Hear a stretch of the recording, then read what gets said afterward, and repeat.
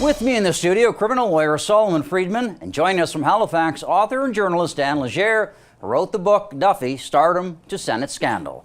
So, first question to you, Mr. Friedman, what do you think of Don Bain's defense? The old Duff, a swell fellow who would never do anything wrong, anything illegal. He was just a swell guy. You know, there's something that captivated everybody early on when this trial first opened. Normally, the decision whether or not to call one's client is sort of one of the most difficult decisions a defense lawyer has to make, and it's one you keep very closely to the vest. But here, before the trial even got started, Don Bain committed essentially to calling his client. So we knew this was coming. At the end of the day, you know, a criminal trial has a tremendous element of theater to it, and we're seeing that in spades in this trial. Mike Duffy is attempting to portray himself as a few things. First of all, an islander. If we've heard the word islander once, twice, 10 times an hour in this trial, you know, we're not hearing it enough.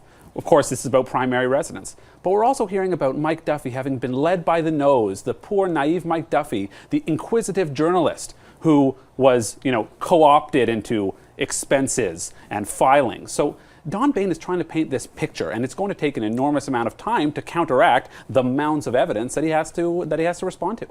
So, Dan, at moments I felt like I was in a bar with Duffy as he recounted the old war stories about his years as a journalist.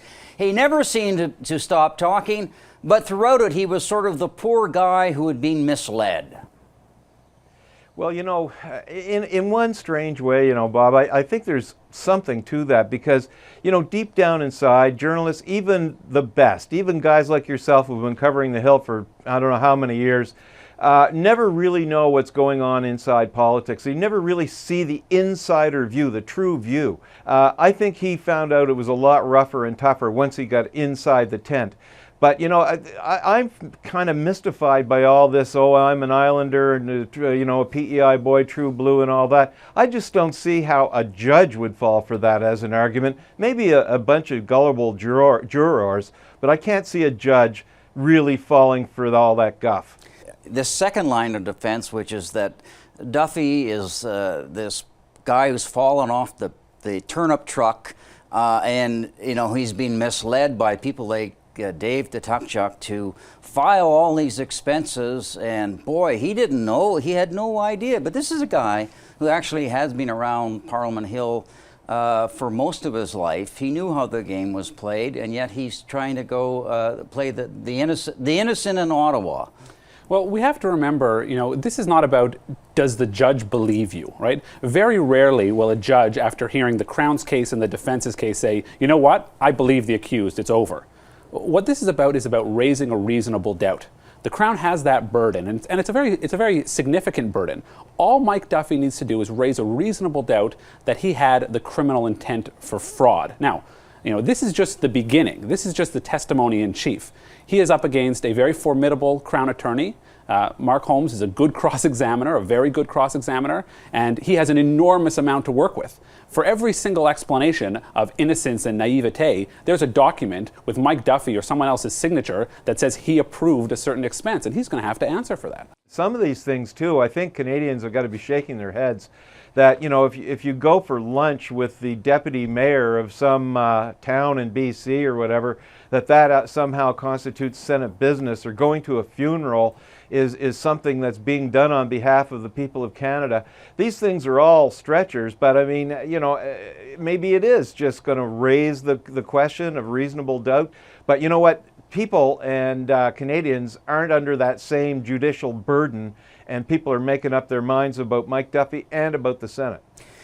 Now, a third line of defense that Mr. Bain gave was he keeps saying that there are no rules, they're not clear, how can you blame Duffy? But then when the new Senate Speaker, George Fury, got on the stand, he said, well, you know, I don't need rules to tell me I can't hire you, Mr. Bain, to cut my lawn. I mean, isn't there a valid side to that you don't have to have rules for everything? You should know the difference between right and wrong? And would that be taken into account by the judge? We've heard, much is made of this honor principle in the Senate, that a senator should know the difference between right and wrong. The trouble is, once again, we get to the criminal definition of fraud, and a judge needs to find beyond a reasonable doubt that this was dishonest. Now, one of the elements of dishonesty is going to be, did you attempt to cover your tracks? And of course, Don Baines pointed to the fact that every form was filed as it should be. So, while it may seem to Canadians absurd that an individual could say, there were no rules or they were vague, as long as Mike Duffy has enough of an explanation for each of these, and we've heard all of them, right? We've heard that for every story of the Crown, he has another story. Except we never really had an explanation for the trainer. Well, we've heard, as implied in cross-examination, and likely to come out more, that, he was giving him advice about how aging Canadians can take care of their health. Now, which is a head-scratcher to all of us, but the question is, do you get reasonable doubt out of that? All I have to do is look in the mirror if I want to study aging, Bob. So, I mean, Duffy has gone to some odd places for his research. Parliament Hill is full of economists and researchers and experts of every kind. Most of them are more than happy to help out a parliamentarian. So I'm skeptical about why any of that ever had to be done in the first place. I expect the judge will be too. But I mean, this really is the start. There's so much in Duffy's testimony. There's so much on the record, so many pieces of evidence that it's going to be a long ordeal. This trial isn't over, and there's a lot more to come. All right, gentlemen, thank you very much. We'll be back again, I'm sure, talking about Mike Duffy. My pleasure.